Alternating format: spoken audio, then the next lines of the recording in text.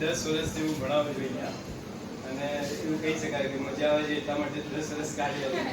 વિદ્યામાં જે એટમોસ્ફિયર હોય છે પોઝિટિવ, અને થોડું ફેમિલી જેવું ફીલ પણ થાય છે. સ્ટાફ પણ બહુ ઘણા સારા છે, તો સ્ટુડન્ટ સાથે બી ઇન્ટરેક્શન ને બધું સારું હોય છે. એક્ટિવિટી ને બધી વ્યવસ્થિત આખા વર્ષમાં આપણે કરતા હોઈએ છીએ, તો એના કારણે અહીંયા કામ કરવાની મજા આવે છે. વસ્તુ 100% સાચી છે.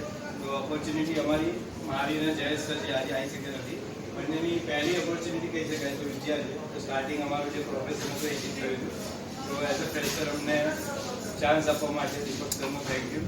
અને એ બહુ સપોર્ટિવ અને પ્લેટફોર્મ આપવા માટે બહુ બેસ્ટ રહ્યું છે, કારણ કે એ વ્યવસ્થિત એકદમ પ્રોફેશનલિઝમ બી અને સાથે સાથે પર્સનલિઝમ પણ ઘણું જોવા મળ્યું છે. તો એના માટે ફરીથી થેન્ક યુ.